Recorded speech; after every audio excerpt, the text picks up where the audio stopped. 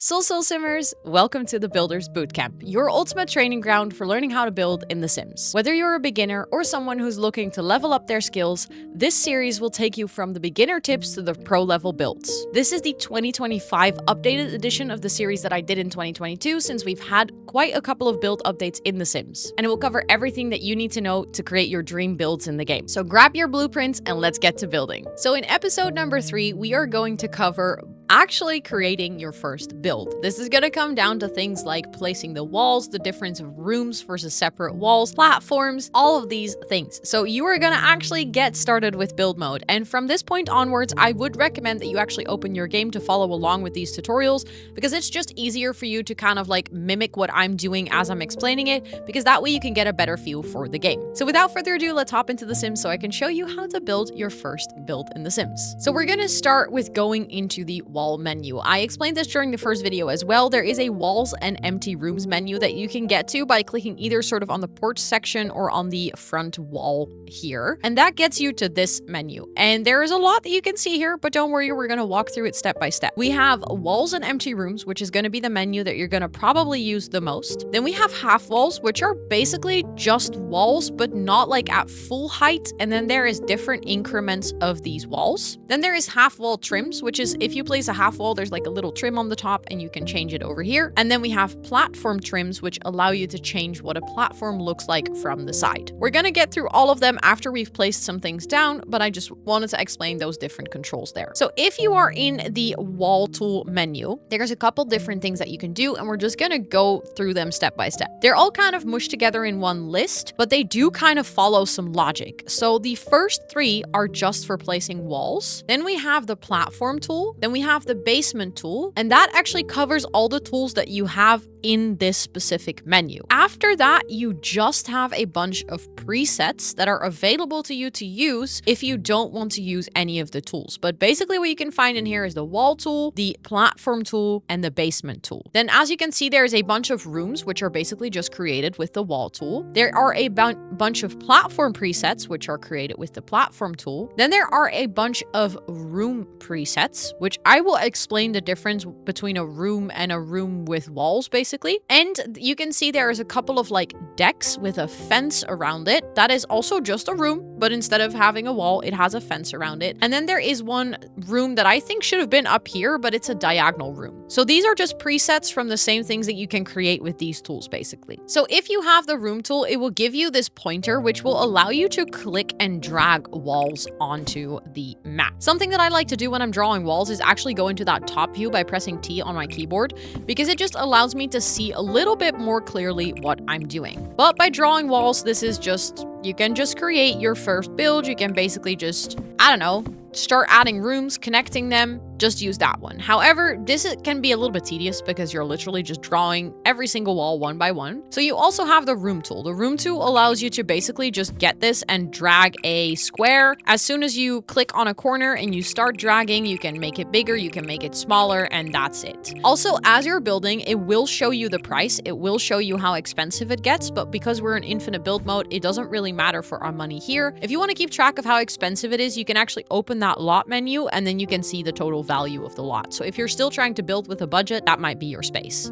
Quickly gonna bulldoze everything on the lot so that I can show you the third wall tool, which is the custom room tool, which allows you to basically, you click somewhere and then you start dragging, and then as soon as you want to turn a corner, you click again, and then you turn a corner, and then you click again, and you can turn a corner, and you can click again, and this just, you can go kind of ham, and the room will actually, if I now click off, it will just place the wall like this. If I close it, this is going to be a good explanation between just walls and rooms. If I close it, you'll see it turns dark. That's because now there is a ceiling above it, and the game considers this to be a closed room. I can also click on it, and you can see that I get controls that are literally just for this room. If you actually have 3 walls that are not connected, I cannot click on this space. I can click on every single individual wall, but I cannot move it as a whole. This is something that is vastly different compared to any of the previous Sims games. So if you've been building in any other Sims game, or you're maybe building in another game that also doesn't use this concept, the concept of having rooms and making sure that they are connected is going to be important. The game heavily relies on actual rooms rather than separate walls to to function properly. If you're gonna roof things, if you're gonna play in things, the game will simply just work better if things are actual rooms. So you can see this being a room by it being so dark. I can actually show you if you delete the ceiling here, it is still a room, but it's light. So just check if you can click it and it selects as a whole thing, you have a room. That's the most important thing. So sometimes the game is a bit silly and it accidentally deletes the ceiling. You can place it back by just clicking here, and you can also remove the ceiling here. This can be interesting for building. Sometimes you might want to have a room with no roof. Sounds weird, but trust me, in building that sometimes comes in useful. But this is how you can control that lighting inside. But also this is how you can check if it's actually a room. If you select it, it has this little menu and all of these arrows. I'm going to explain what those mean in a second. Then up next is the basement tool, which is literally just the room tool, but then underground. So it allows you to drag a basement and bam, now you have a basement underground. You can also drag a basement underneath a basement. You can actually drag multiple basements underneath basements. You can go, if all is well, 4 floors down. Now it tells me that I can no longer do this. You can go 4 floors down in The Sims, and you can go 4 floors up. So in case you're wondering, you can actually build an 8-story build in The Sims, but 4 of those have to be below ground and 4 of those can be above ground. As you can see, it doesn't allow me to place a 5th level. And then as you noticed, I quickly skipped the platform tool because it was easier to just quickly explain the basement tool. There's also a free custom basement tool, which allows you to, just like with the rooms, draw a basement like that. This is where removing the ceiling actually becomes useful, because you can create a basement like this, and then you could have stairs that go, for instance, that go down here, and then you have a door that goes into the actual basement. This allows you to sort of create split level builds, if that makes any sense. Then for the platform tool, this is very similar to the room tool. There's no free build version. There's just the one that allows you to draw an entire room, and this allows you to create a platform. You can also create platforms by having a room and then clicking on the room and using these little arrows to raise the platform, which basically allows you to raise the floor inside. But if you want to have a platform on the outside, you can actually have it like this. Platforms are a wonderful addition to The Sims. They actually were introduced with Snowy Escape, and they allow you to create split level builds. Something that is important to know about platforms is that your Sims cannot step up on a platform like this. Your Sims can only step up on a platform of maximum 1 height. So now it's just flat with the floor. This they can step up to, this they cannot step up to. So that means that you're going to have to place either stairs, or you're going to have to place a platform next to it, which is only 1 height, and now they can go 1, 2. This is great for creating custom stairs. We're going to get to that in the episode all about stairs, but I just wanted to show you this already because if you're enthusiastic about this and you start building with platforms, make sure that you make builds functional by checking if the increment in between the steps isn't too high. You already saw me using it a little bit, but there is some arrows to the sides of your builds. So let me actually grab a room. If you click on it, you can increase the platform height on the inside with these arrows over here. You can also change the wall height to be taller or to be shorter, depending on what it's set to by default on that lot. On this little menu over here, I personally prefer to build on short wall height all the time because I think medium wall height and tall wall height look a bit silly in the game, but for some builds, it can actually be beneficial to change your wall height to medium or tall. This is also where you can grab something to move it around. This is a place where you can use the arrows to rotate it. It again tells you that you can also use your period and your comma key. So I would recommend you get used to that period and comma key for rotating a lot of things when you're building. And this is also where you can copy the shape and basically duplicate it. This is great for if you are trying to build a bit quicker, if you're learning how to, navigate build mode a bit faster, then actually being able to duplicate rooms is great.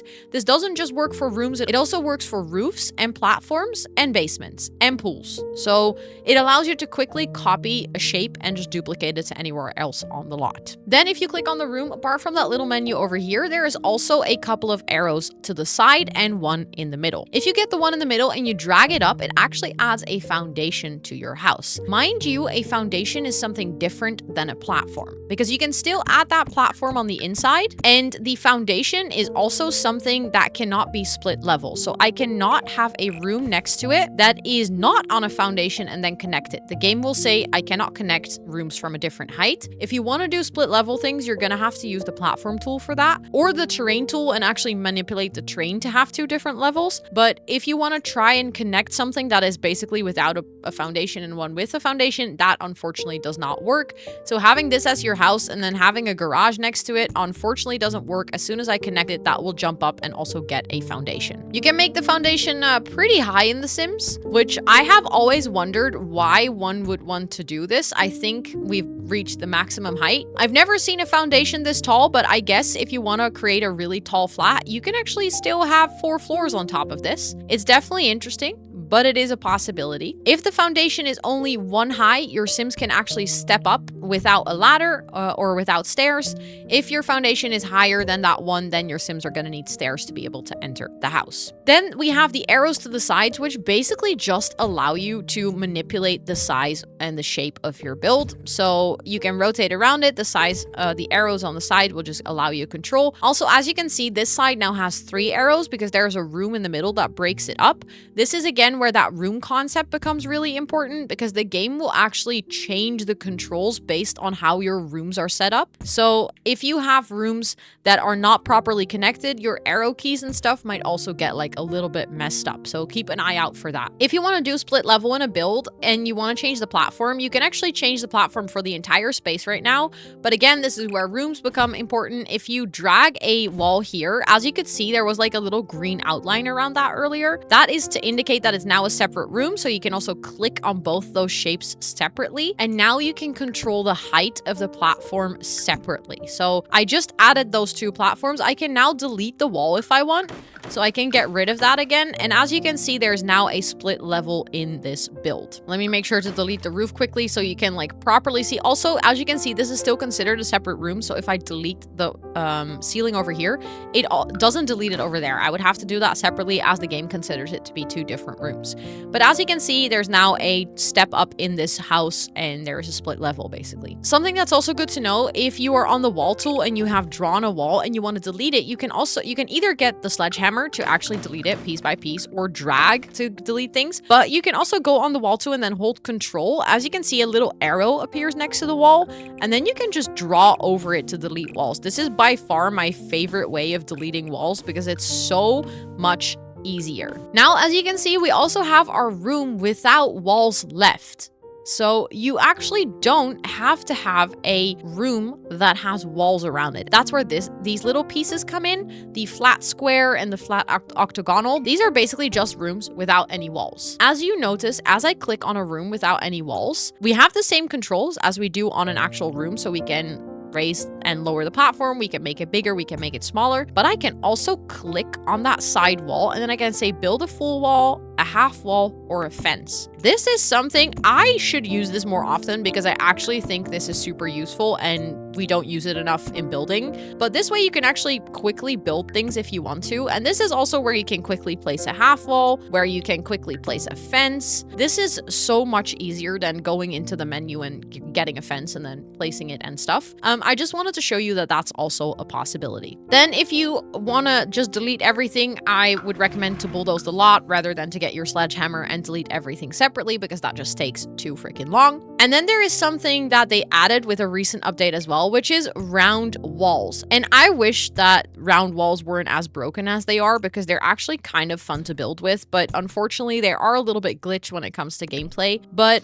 unfortunately you cannot get round walls with the actual wall tool. You're gonna have to use these pre-made rooms. And as you could see, when I grab this piece, it isn't perfectly round. It is basically like a little more oval. If you want to get like a perfectly round shape, you're gonna have to get rid of 1 block on each side. And then you get a perfectly round shape. If you have that 4 times, you can actually create yourself a round room. And then you're gonna have to use that wall tool and delete the middle part like this. And bam, there you go. You have a circular room. Like I said, round walls are a little bit bugged in the game. They're a bit broken. So Sims will sometimes walk through them. Objects will stick through them. Not all windows work on round walls. I am hoping the Sims will fix this along the way, but they do exist. And as of very recently, we also have round pools, which I will get to in the pools and fountains episode of this series. But just know that this exists, and the only way to use it is actually using those pre-made rooms and then manipulating them a little bit. You cannot actually draw a round wall with the wall tool. There are also round platforms and also round platforms or rooms with fences around them if you want to use those.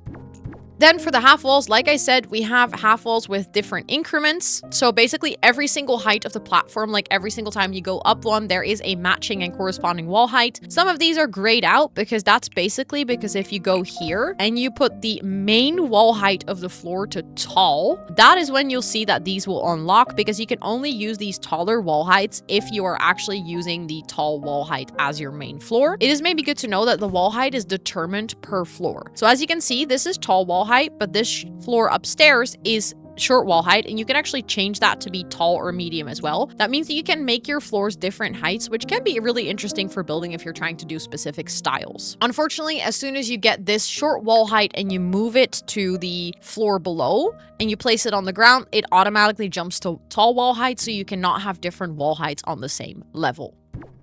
Then if you have a tall wall, there's 3 different ways to place them. You can actually have them by drawing, which is basically just the wall tool. You can have them by room, which is just the room tool, or you can actually replace other half walls. So this is basically if there's already an existing half wall, you can get one that's maybe taller, and then you can change it out for a different height just by hovering over it and then selecting it and then clicking basically to change it out. This is also where you can see that trim. So that's the next option here. There's like different wall trims. I have to admit that I personally don't see the biggest difference in changing wall trims. As you can see, the one to the left is a little bit smaller than the one to the right, and like it changes. But in gameplay, I'm gonna have to admit you don't see this a lot unless you're using the ones from Dine Out or the one from Get Famous that actually have an addition on top of it. Other than that, I very rarely bother with changing the actual trim. However, I do like to change the color, and you do this by hovering over and then clicking on the little swatch menu to the side, and then you can change the color to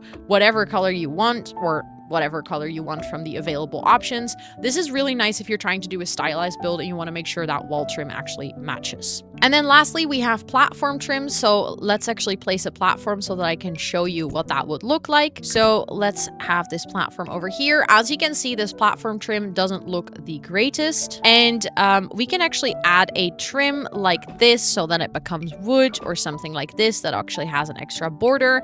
We can have something like this. So we can just have a bunch of platform trims. Something that is actually really nice that I do really appreciate that The Sims integrated when they added platforms to the game is that because you have a half wall for every single platform increment, you can also have a half wall sitting around the platform like so. And then you can just use any wallpaper to add around here. So if you're trying to have maybe like a platform that is a little pedestal or something, you can just change it like this, and then this is just a wall. You can just add every single wallpaper that you want in the game and customize it that way. So that's a little nice, neat trick if you're using platforms and half walls together. Then something that is kind of related to walls, I would say, is columns and spandrels. So I would like to show you how that works. I'm going to use the medium wall height so that I can also show you how to customize columns, because if you get a column and you place it, it will automatically go to the height of the wall. However, you can actually extend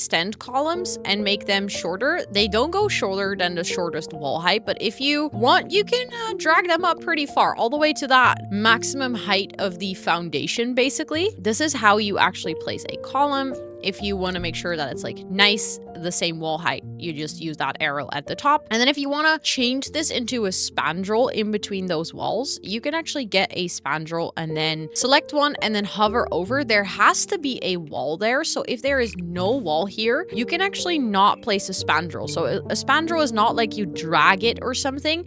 You actually apply it to a wall. As you can see, if there is a column next to a spandrel, there will be like the additional little decoration that you see.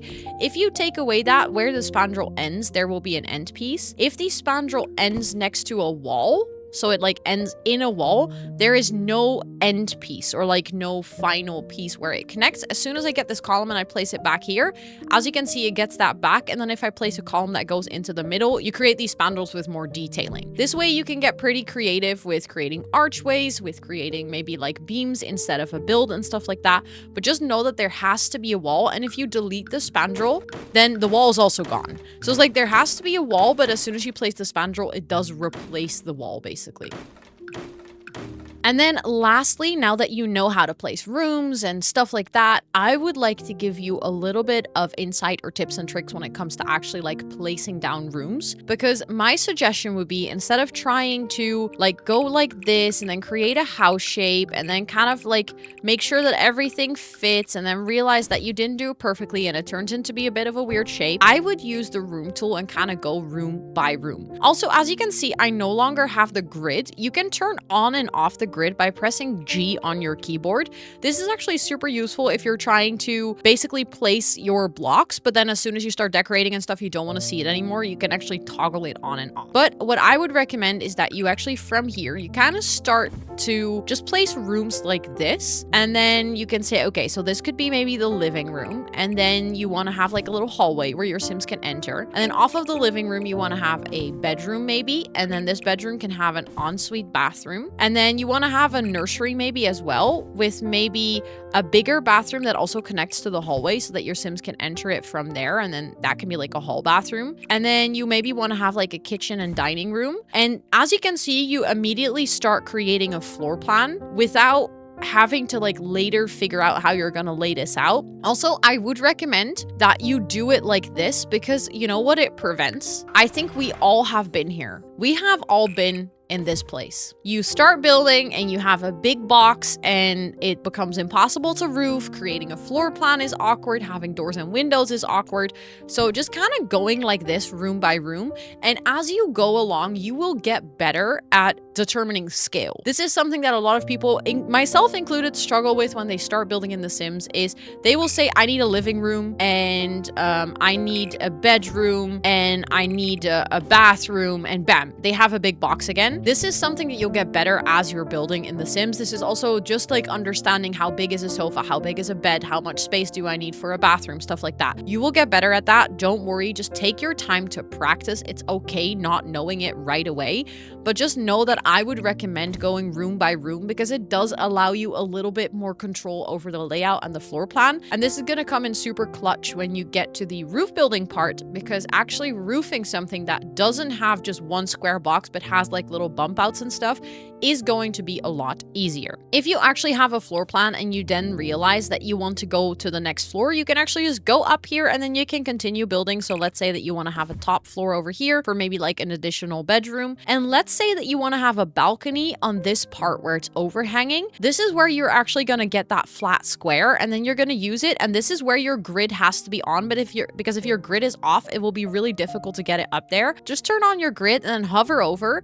so that the green outline is connecting, and there you go. Now you actually have like a little overhang, you have that balcony. You can actually change the size of it to make it a bit smaller, and then as soon as you start to roof, you can keep that free. So there's a little balcony maybe above the entrance of your build. Also, when it comes to roofing and like having a floor plan and stuff, I can highly recommend making sure that your top floor is not the same shape as your ground floor, because it's actually going to help a lot if you have like little bump outs and stuff when you have to connect all of your roofs. I think that covers it for this episode of the Builders Bootcamp. Feel free to let me know in the comments if you have any additional questions based on this episode.